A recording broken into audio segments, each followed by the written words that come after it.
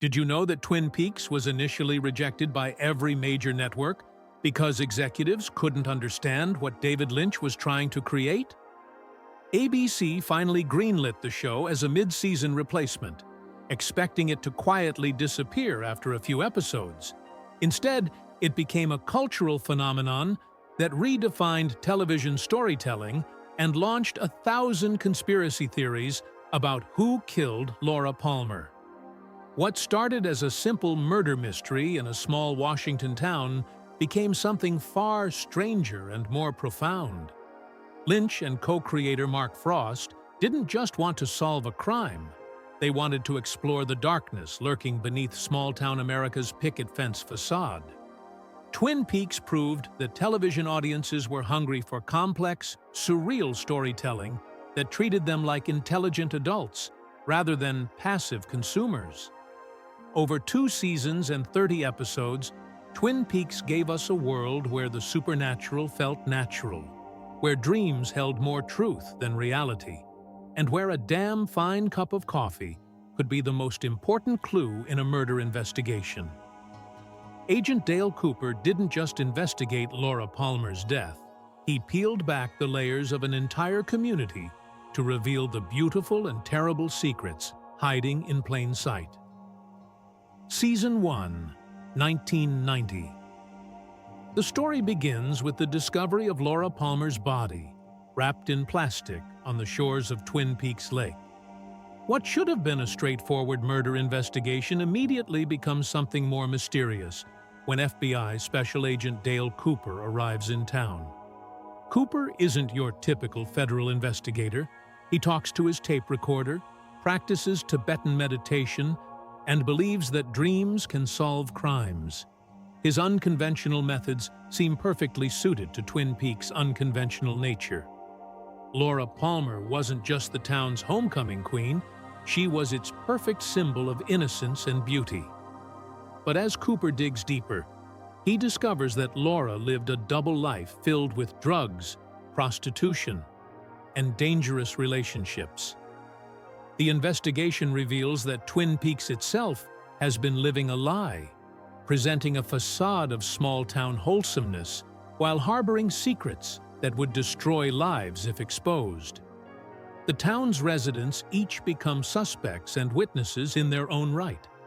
Laura's boyfriend, Bobby Briggs, deals drugs while maintaining his all-American athlete image. Her secret lover, James Hurley, rides a motorcycle and writes poetry, representing the romantic rebel every small town needs.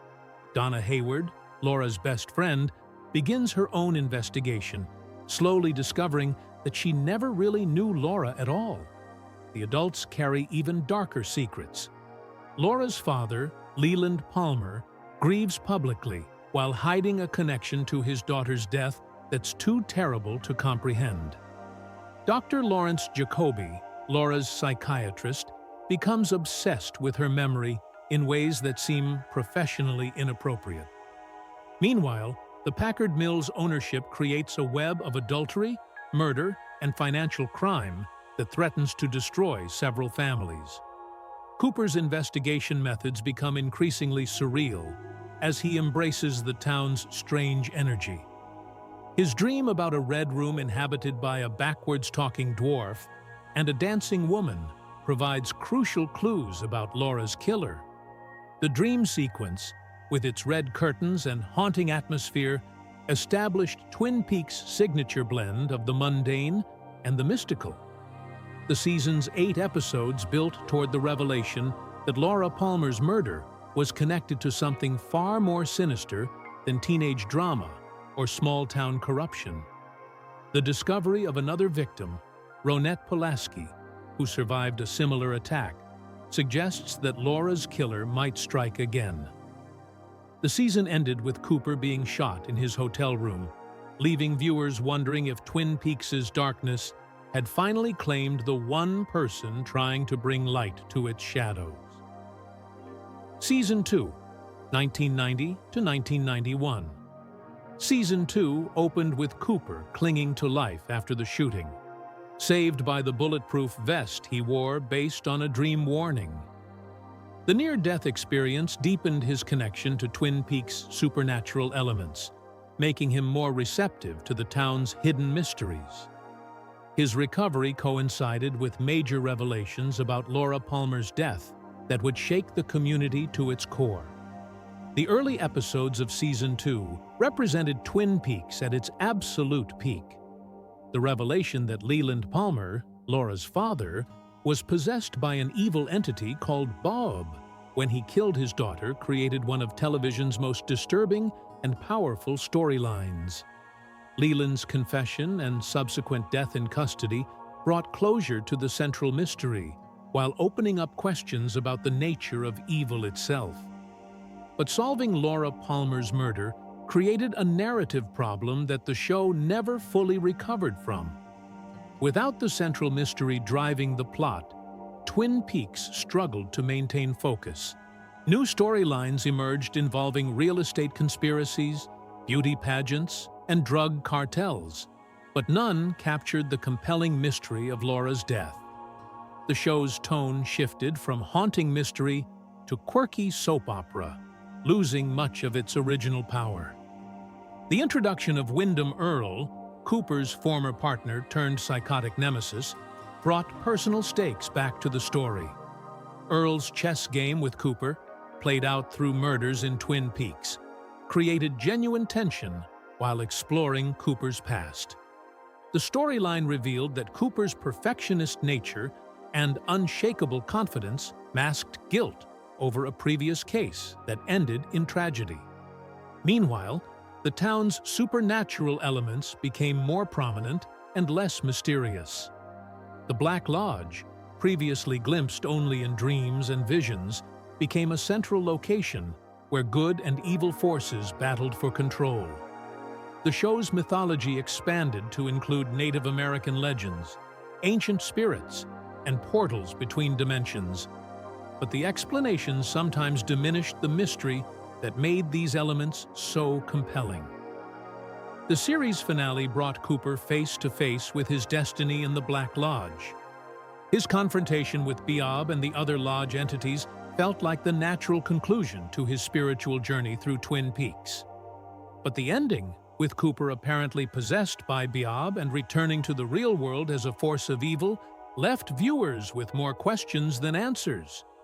The final scene, showing Cooper's reflection in the mirror revealing Bob's face while he asks, "How's Annie?" with malevolent glee, became one of television's most haunting cliffhangers. It suggested that the battle between good and evil in Twin Peaks was far from over, and that even the purest souls could be corrupted by the town's darkness. Cultural impact and legacy. Twin Peaks' influence on television cannot be overstated. The show proved that audiences were ready for complex, serialized storytelling that demanded active participation rather than passive consumption. It paved the way for every prestige drama that followed, from The X-Files to Lost to True Detective, showing that television could be as artistically ambitious as cinema.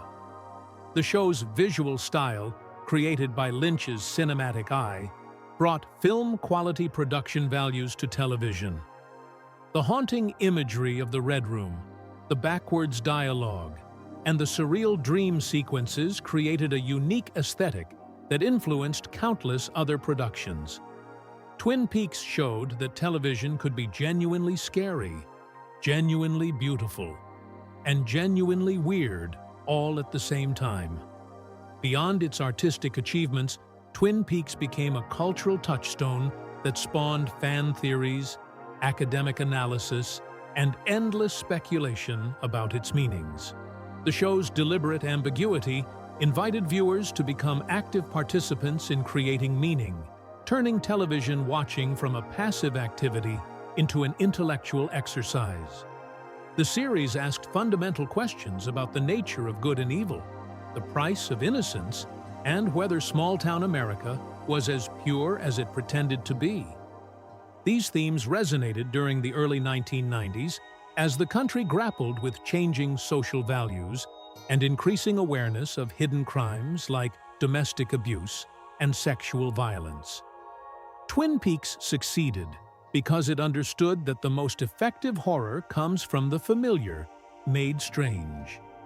By setting supernatural events in a recognizable small town, Lynch and Frost created a world where anything could happen, while everything felt grounded in emotional reality. The show's genius lay in treating its most bizarre elements with complete seriousness while finding genuine strangeness in everyday situations. At its heart, Twin Peaks was about the masks we wear and the secrets we keep. Every character harbored hidden desires, shameful pasts, or dark impulses that contrasted sharply with their public personas. The show suggested that Laura Palmer's murder was just the most extreme example of the violence and corruption that exists in every community, hidden beneath layers of politeness and social convention. Agent Cooper served as our guide through this strange world, a man whose genuine goodness and spiritual openness allowed him to see truths that others missed.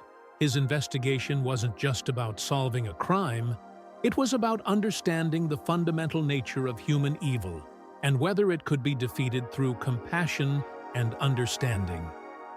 The show's unresolved mysteries and ambiguous ending reflected Lynch's belief that some questions are more important than their answers. Twin Peaks didn't just want to solve Laura Palmer's murder. It wanted to explore why such murders happen and what they reveal about the society that produces them. Twin Peaks proved that television could be as strange and beautiful as our dreams, creating mysteries that still haunt us decades later. From Laura Palmer's death to that final mirror scene, it gave us 30 episodes of pure, surreal genius. If you enjoyed this journey into the Black Lodge, hit subscribe for more legendary TV breakdowns.